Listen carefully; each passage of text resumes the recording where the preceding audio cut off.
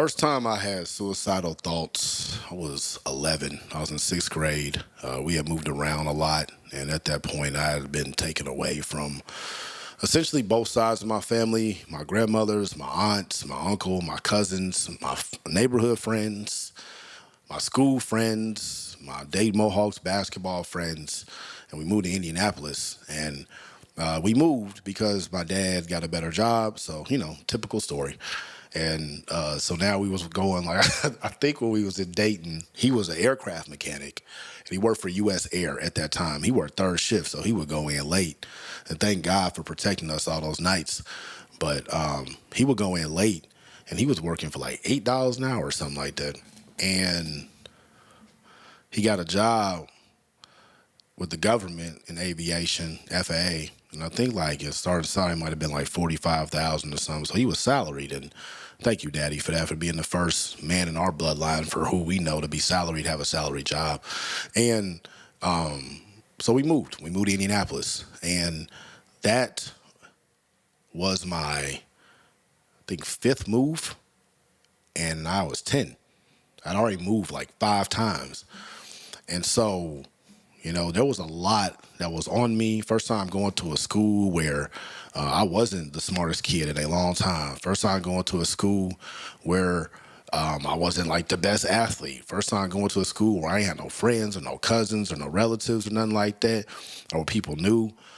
First time living in a place since I was like cognizant where people didn't know who my parents were because, we were living in my parents' hometown, Dayton, Ohio. And so, I was sad, and this was like the fall of my sixth grade year, and I just remember just like wanting to kill myself. I was 11 and never did nothing crazy, and then basketball season started, and I'm in Indiana, and at this time, like Monday I had Panther League practice, Tuesday, I had Suburban League practice. Wednesday, Panther League practice. Thursday, we had intramurals. Friday, I had off. Saturday, had Panther League game. Sunday, had a Suburban game. That was my sixth grade basketball schedule. I still know it. I was hooping 6 days a week. I was getting better. Like, I was one of the best players in our school. And I was having so much fun. I was meeting friends, and I felt like I was just in my environment. And at that point, man, like, this is Mike's first, not his first year back when they lost to the Magic, but this is the 72-10 Bulls year. This is when the Jordan 11s came out. We called them, you see the patent leather Jordans? Like, I had them, hooping in them. Had the Concords and I had the Breads. It was just, my dad asked me if I wanted Carolina. I was like, nah, I'm good. I didn't really like the white. It was weird to me. And I knew I was going to get them dirty because I hooped. I hooped in my J's. And so, I was just excited to, be in middle school. And now I had my basketball friends. I just felt really comfortable. And in seventh grade, I made the team. We sucked. We were 3-15. Probably one of the worst coaches I've ever had. Shout out to Coach Duckett. He was a janitor at one of our elementary schools, and he was doing what he could do. But, man, that man ain't had no assistant coaches. Bro didn't even teach. I don't even know if he could read, man. He didn't even know my name. He called me Lil Barkley because in tryouts, the first day I wore Charles Barkley jersey, Suns 34, he called me Lil Barkley. And I don't think he knew my name the whole season. Like, he would say just Lil Barkley. Lil Barkley, get in the game, like, whoop-de-whoop, whatever. And then eighth grade, and I played football. And then seventh grade, for some reason, I didn't play AAU. I don't know if the AAU teams got tight or whatever, but people didn't want to put me on their AAU team. And I don't know if it was because they thought I sucked, but the team I was playing on sucked. And I didn't really, I played significant, but, I didn't start, which I should have, but it, whole nother thing. And my dad, being first generation middle class now, because we only had been there a year. And he goes from working in an aircraft hangar, now he got to wear white collars to work every day. He's not as locked into my basketball endeavors as he once was. He's trying to make sure he's keeping us there. And so my mom is kind of stuck in between that too. And I could see that's when the beginning of an angst was building. And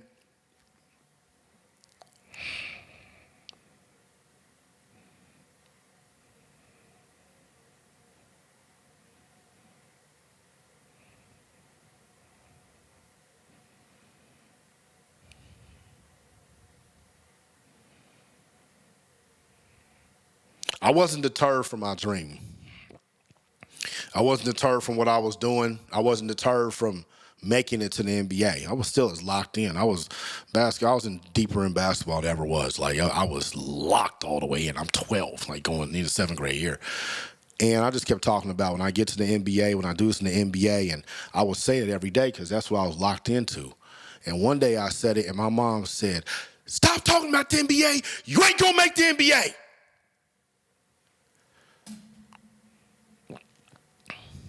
Like I still can feel that pain, you know.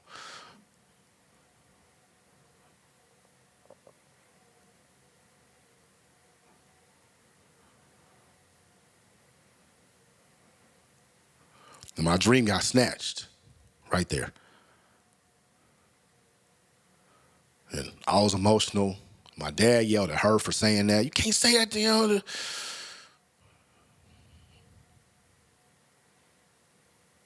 She came and she apologized and she was talking about she was just angry and frustrated. But, you know, at that point, like my dream was gone. And I didn't play AAU. So that summer, my parents ain't put me in no camps or nothing like that.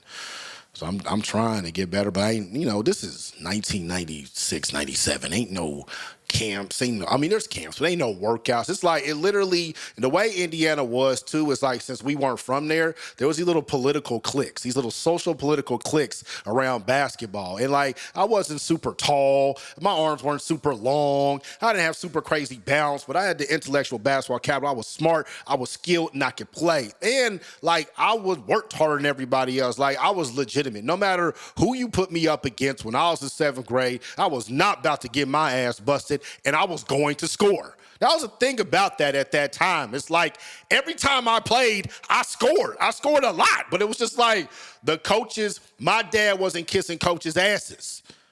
We had dudes on our team that was buying Coach Duckett nachos and shit. Like my dad wasn't doing that. Like my mom wasn't a single mom trying to make sure that I'm getting everything and she's all involved in that. Like they from Dayton, we in Indianapolis. Like nigga, either it's gonna happen for you or it's not. And at that point, at 12 years old, especially being in Indianapolis, Indiana, at that time, the parents got to become the agents. And they didn't know that. They ain't know that. They ain't know that. They just think that like it's a meritocracy. They think that I'm gonna get on these teams because of my merit. So if I don't get on it, I just might not be good enough. No. Y'all got to knock down some doors, but they didn't understand that. So that 7th grade summer, I didn't play AAU. So I come back, 8th grade football, I'll lead us in sacks.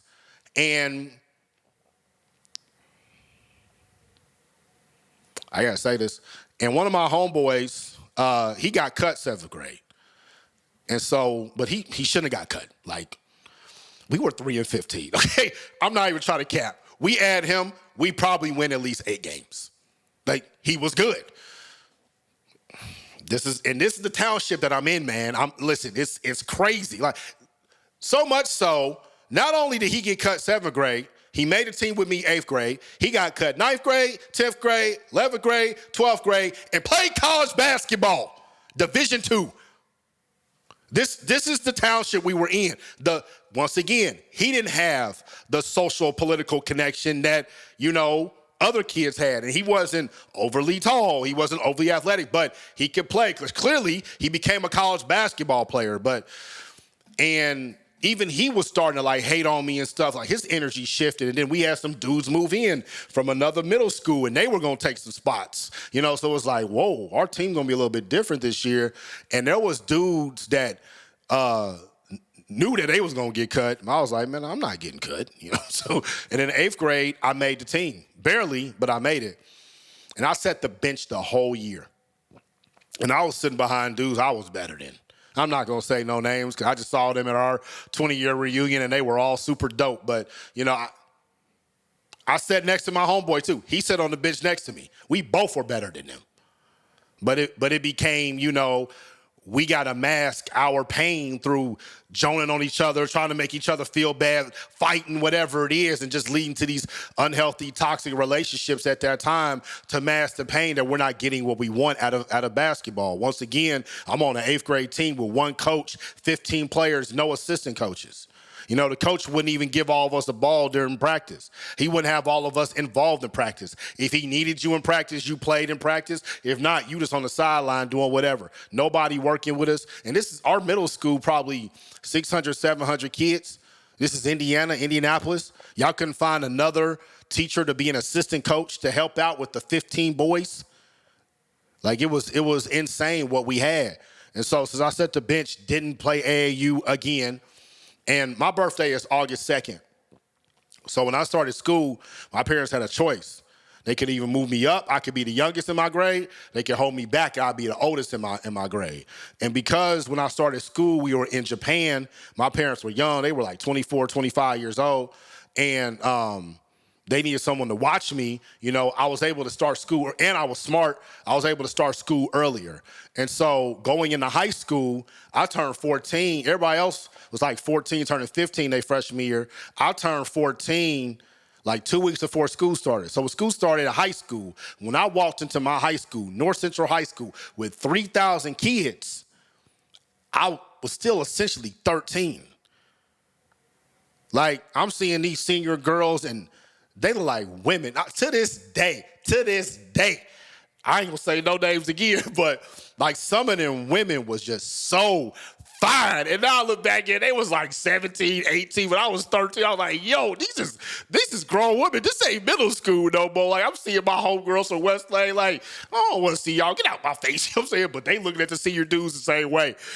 And that energy inside our high school, man, we had 3,000 kids, and you could feel all of it.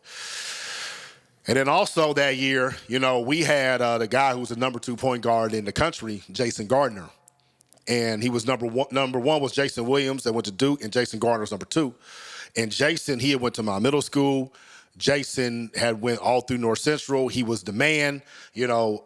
He was the best player in the state. In Indiana, what we have is Hoosier Basketball Magazine.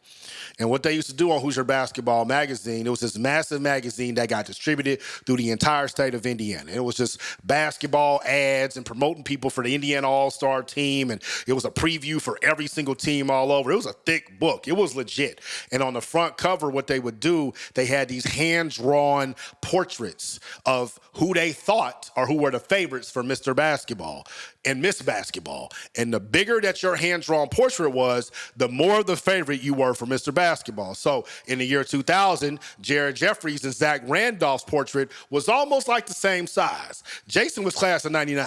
His portrait took up the whole goddamn page. Okay. He was the man.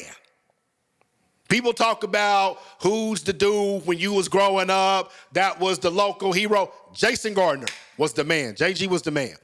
And we hadn't won state. North Central had never won state. Coach Mitchell had got there in 95. It was now 99. It was Jason's senior year.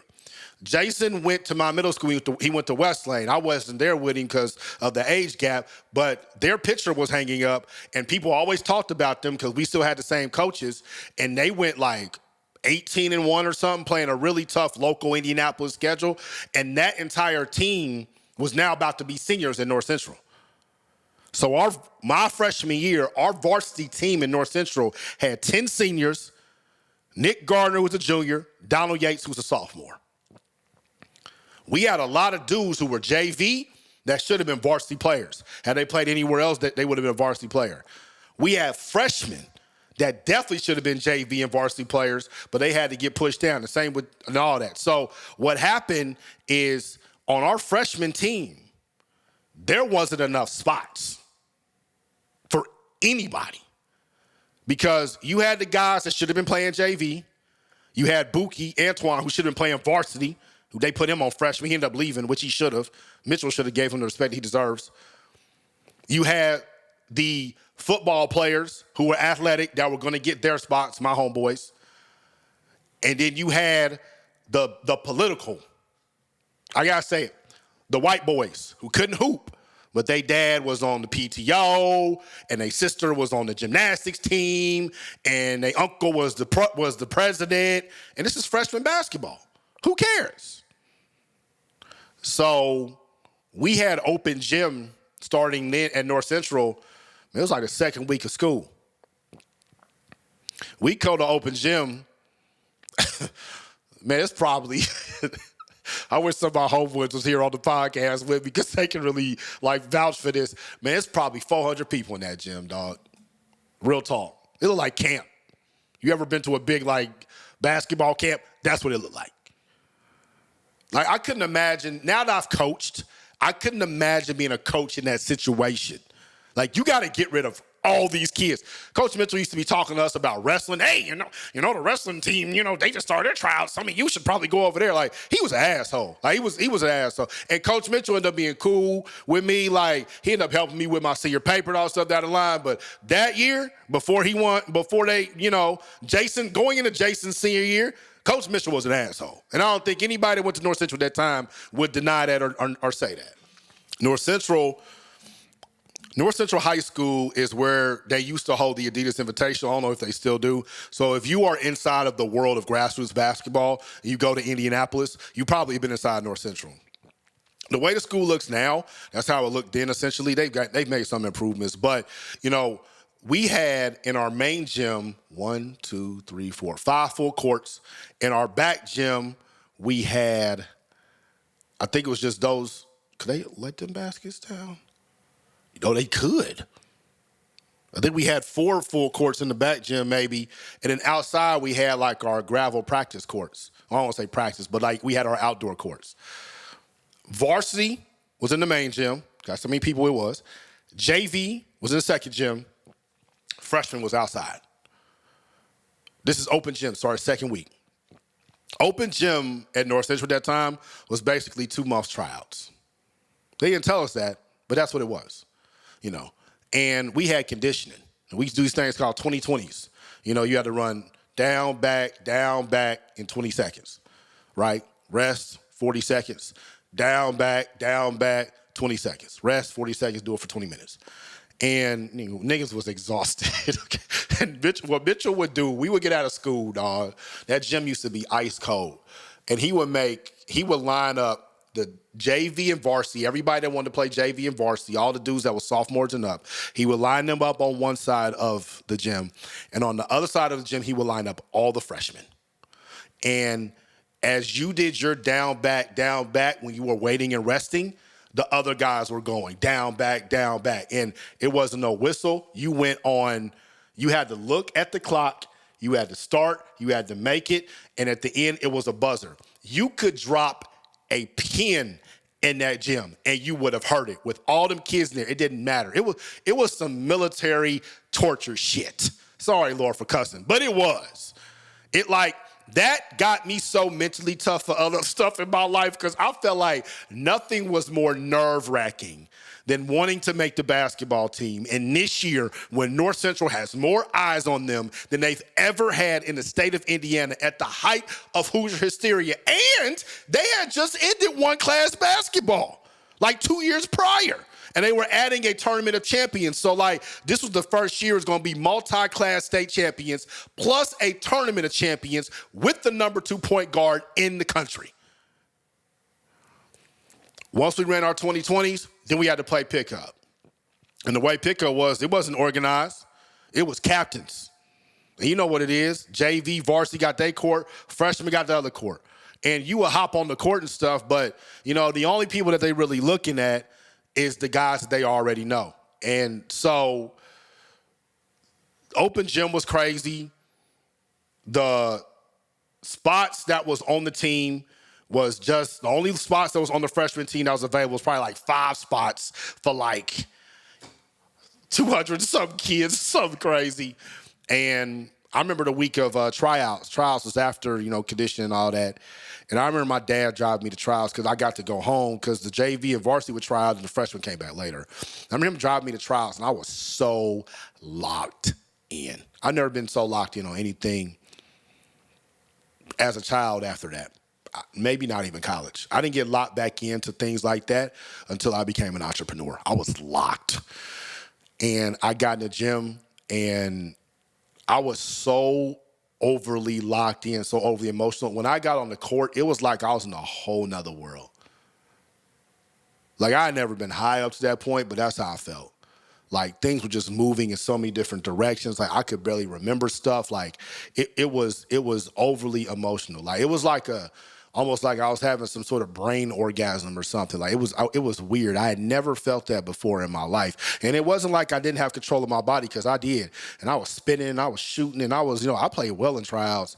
But my heel started hurting. I remember being in the so what Jordans is them? The 14s, the ones that kind of look like the Ferrari. I remember hooping in them in tryouts, and my heel started hurting.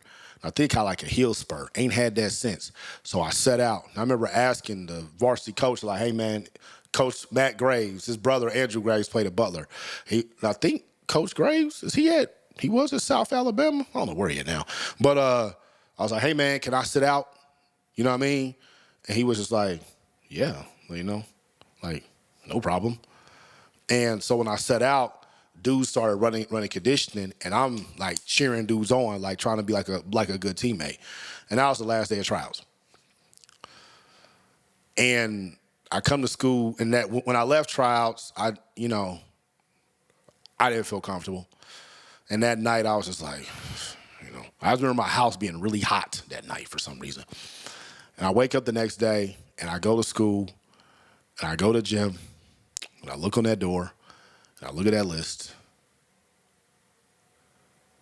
and I go to the C's, and I don't see no Clark.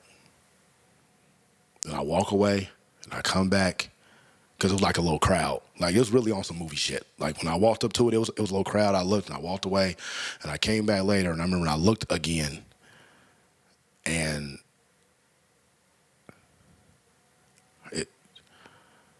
I just couldn't believe it. I went to math class, because my math class was right by the gym, and so I was right by the list. I went. I couldn't tell you anything that we talked about. I just got up, went to the restroom, went to the counseling office, said I wanted to speak to a counselor, wrote that I was depressed, put it in the little box, went back to class. Like 10 minutes later, somebody came and got me. I talked to a counselor and was just telling her why I was so depressed. And she was like, the lady tried to be nice, bless her heart. She was like, well, what tryouts was it? Was it the first round or the second, or was it the end? I was like, it's the first round. I'm like, in her emotional. I'm like, but I'm not a first round cut. You know what I'm saying? But like, how do you say that at 14? Like, you got cut first round. Clearly you suck. But I didn't suck, so it was just, and I just went home and oh my God, the way I cried in my mom's arms that night, I just,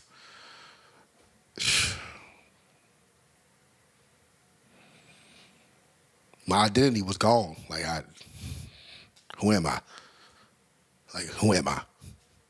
From like my name being in the paper when I'm in 4th grade for basketball. Who am I? You're like, you can't show your friends that.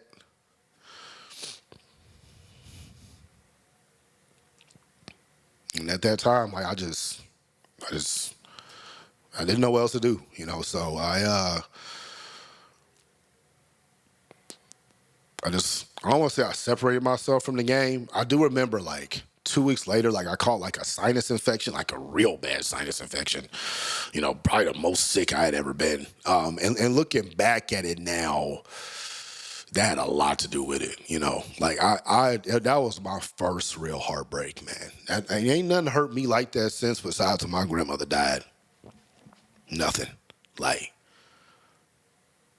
and so much so that I held myself back in the future when it came to going hard after things, because I didn't want to experience that pain no more. And so, like, if I'm able to get an A on a test, let me just study enough to get a C. I can always say I didn't try. My grades suffered. I didn't want to be involved in nothing. Like, niggas start listening to a lot of music. I became a dude in school that's walking around with the Walkman with the headphones. I listened to a lot of music, man. And I just didn't know who I was, hanging out with different groups of people at North Central, because all my friends, like, they made the team. Except for my homeboy in eighth grade, like, he got cut too, But his brother was on JV, he's one of them dudes that should have been on varsity. So, could kind of live vicariously through him a little bit, both of us. I remember we went to Jamboree where it was like varsity, JV, and freshman, and we both were there. And he was sitting next to me, and our eighth grade coach walked up to me and him, and he was mad. He was real mad that the amount of us that got cut, and he was just like, because only 3 people from our holy crap.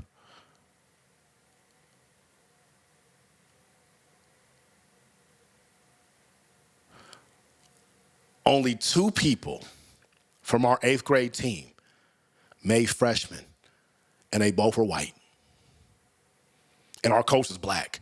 And Coach Keel used to talk to me about some of that stuff when we was in West Lane, but I just pieced that together. Like that's what that face was. Like he was mad. He was just like, 2. And then he said their names. He was like, and just walked off, and so that just shows me, like, my mom was right, but she wasn't trying to take my dream away. She had a pulse for what was going on. She knew the entire situation. She knew the powers that they were working against, and she knew what my dad wasn't doing and what she didn't know how to do. And he didn't know how to do neither, so I'm not blaming any of them.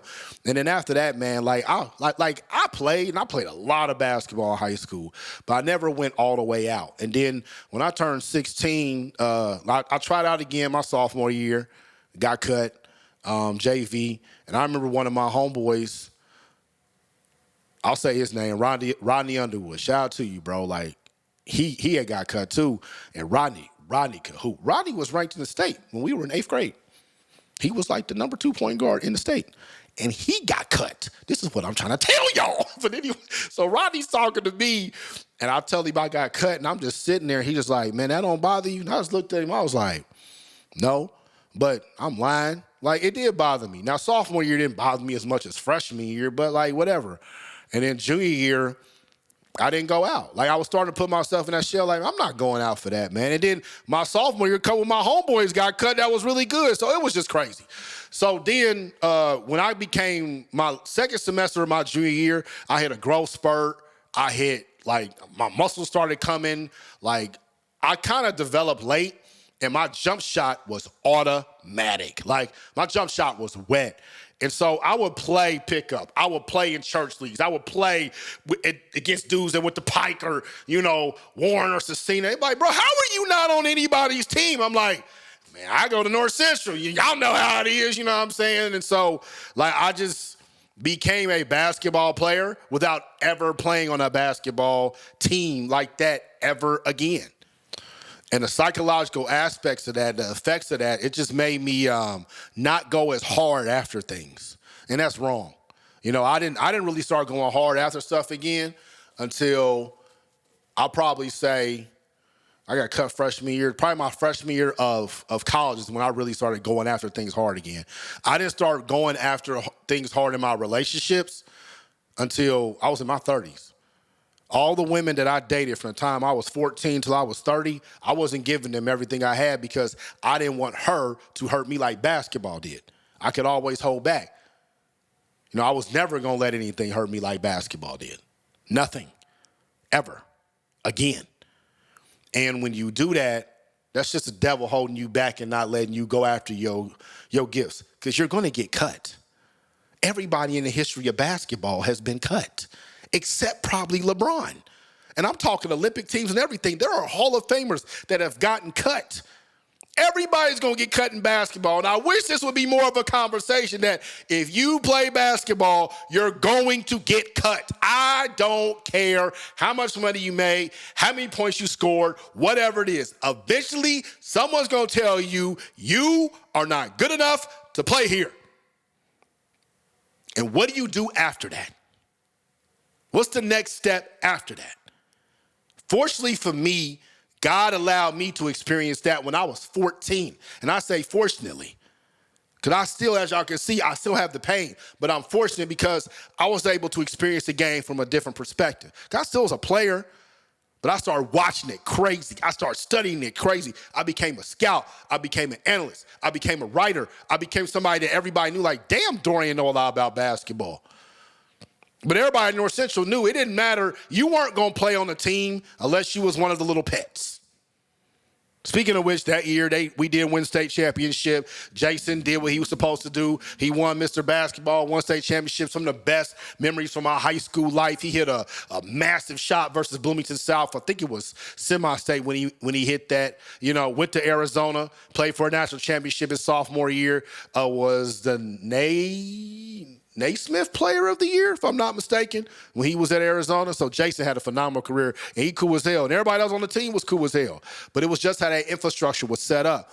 So how to get over getting cut from basketball? You know, I'm sorry that you listened to this episode and you watched this video and you were thinking that I was going to give you some strategy. But, bro, ain't no strategy to that.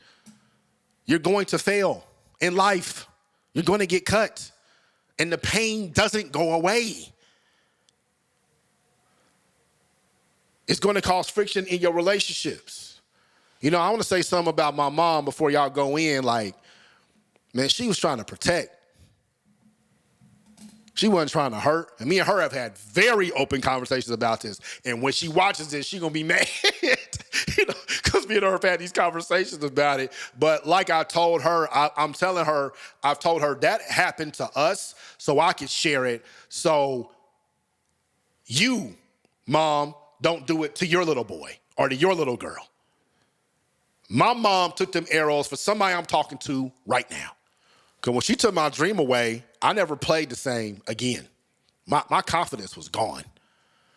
Because my dream was gone. And I resented her for a very long time. And I buried it. I buried it. But I resented her. I say I probably officially let it go. I was 25. So at least 11 years, you know, because I just couldn't understand how you could do that to somebody. But now that I'm older, now that I understand the socio-political environments, now that I understand, you know, money and how that factors into things, now that I understand what was going on in Indiana, now that I've coached, and I've coached in prep schools at Montverde, and I've been in Division I, and now understanding the business of basketball, I understand. Like, she was in a helpless position, and she thought she was protecting her son. But what she really did is she started my career to where I'm at now. Mommy, if it wasn't for you, I wouldn't be right here.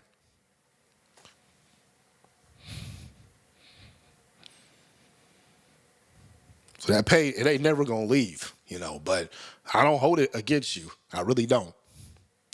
Because I know I'm probably going to do something too, you know, to my daughter, you know, and I hope that she forgives me. You know, I knew when I filmed this that I was going to cry. I didn't think that I was going to cry twice, you know, but you don't get over it. It doesn't leave. When you love the game, you love the game. It is what it is. But just because you get cut, that don't mean you ain't good enough. That don't mean that you ain't going to contribute nothing. That don't mean that, you know, this is the end of the road for you and whatever. You know, basketball is a game that gives forever. You know, there's so many stories of dudes that get cut at every level. You got to keep going. That's the thing that I regret about myself. Like, I should have kept going. I should have got cut. I should have went harder. You know, and that's when I got to college. That's why I did that. I went hard. That's why in my music career, I went hard. That's why in social media, I went hard. That's why when people used to talk crazy to me, I used to snap back because, like, y'all not about to make me feel like I'm not going to that pain for y'all. That pain's reserved for basketball. That pain don't go nowhere else. I'm not letting it affect other aspects of my life. So you got cut. Go harder. You can never be too good of a ball handler. You can never be too good of a shooter. Phil Handy has workouts for you. YouTube has workouts for you. Study footwork. Get up shots. Look up other schools. Find where there's an opportunity for you. Find a coach that believes in you. Find an adult that's going to invest in you, in your time. Your parents ain't going to do it. They don't know how. You're watching this video, not them. You got to take your basketball career into your own hands because that's how this game works. This is the beginning of it. Getting cut is the transition from when the game is being controlled by the adults and the parents and it's getting passed on to the game is in the hands of the players. You know how much basketball you about to play and your parents ain't going to be able to see you or watch you? You know how much basketball you going to play when you score, nobody's going to clap? This is the beginning of it. You want to make the NBA? You want to play Division I college? You want to play varsity? You want to play JV? Go harder. There's two types of pains in life. The pain of sacrifice and the pain of regret. The pain of sacrifice is temporary. The pain of regret lasts forever. Pick your pain. I'm out the pond. Y'all stay true.